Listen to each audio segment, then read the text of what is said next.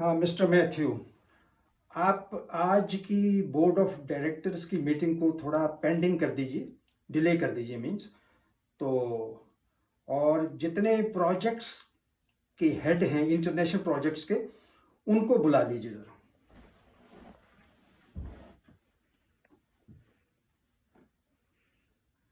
अच्छा, तो अब ये प्रेजेंस है, जो इंटरनेशनल प्रोजेक्ट्स के जो हेड हैं वो सारे मेरे सामने हैं। और आज हम स्पेसिफिकली बात करेंगे, क्योंकि ये इंटरनेशनल मैटर है, हमें एक विजन और इंटेलेक्ट, इसको बड़े कंट्रोल्ड मैनर से सारे जो इंटरनेशनल प्रोजेक्ट्स हैं उनके साथ लेकर चलना है। तो आज हम बात करेंगे राज गोपाल जी से। देखिए, आपका जो प्रोजेक्ट था सऊदी का, आपने उसमें कमिटमेंट्स की, आपने क्रूड ऑयल्स के ऊपर काम किया, और किसी वजह से हमारी जो विजन थी या कैलकुलेशंस थी वो पूरी नहीं बैठी। हो जाता है, इंटरनेशनल सेटअप्स हैं, इंटरनेशनल प्रोजेक्ट्स हैं, हो जाता है।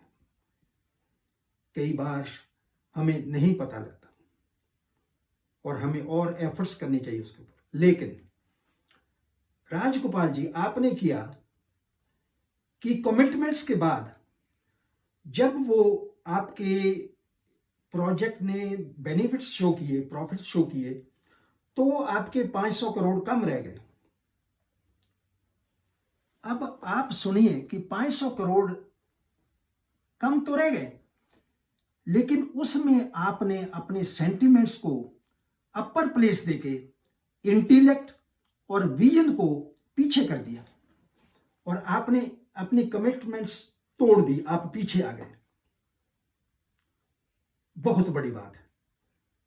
हमारा पूरा सेटअप, पूरा इंटरनेशनल इमेज सिर्फ कमिटमेंट्स के ऊपर चलता है। इस टाइम हमारे पास 7 इंटरनेशनल प्रोजेक्ट्स चल रहे हैं।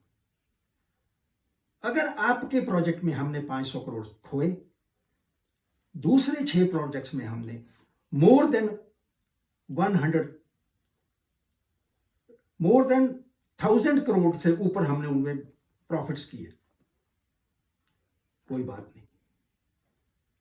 आपको पूरी कंपनी की, पूरे सेटअप की, पूरे इंटरनेशनल प्रोजेक्ट्स की जो इमेज थी, उसका ध्यान रखते हुए आपको विजन और कमिटमेंट्स के ऊपर ध्यान करना चाहिए था, लेकिन आपने नहीं किया।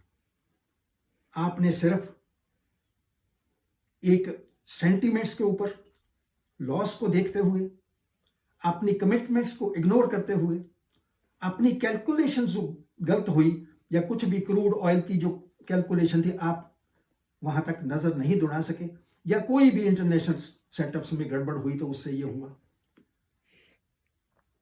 लेकिन आपने जो गलती कमिटमेंट्स को काट कर, ओवर रूल करके की, वो हमें या हमारे इंटरनेशनल आई को, हमारे विजन को, हमारे सारे फ्यूचर को बहुत बड़ा डैमेज कर रही है।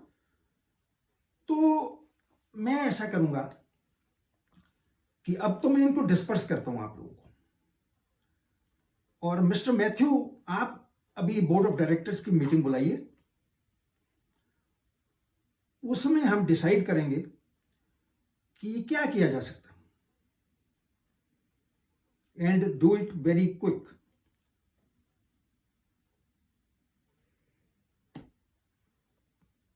तो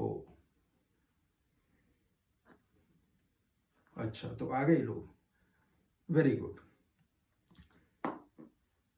माय डियर फ्रेंड्स,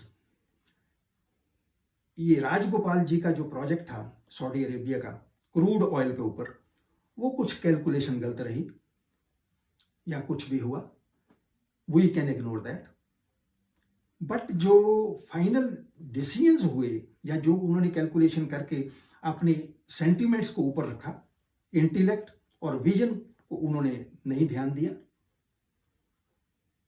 तो उसके ऊपर हमें विचार करना होगा। और मेरा तो ये विचार है कि राजगोपाल जी अब हमारे साथ नहीं रहने चाहिए, क्योंकि मैं आपको साइंटिफिकली भी बताता हूं। देखिए कि ये जो हमारा सेटअप है ब्रेन का, इसमें जो सेंटिमेंट्स की पोजीशन है वो बहुत वीक बताई गई है।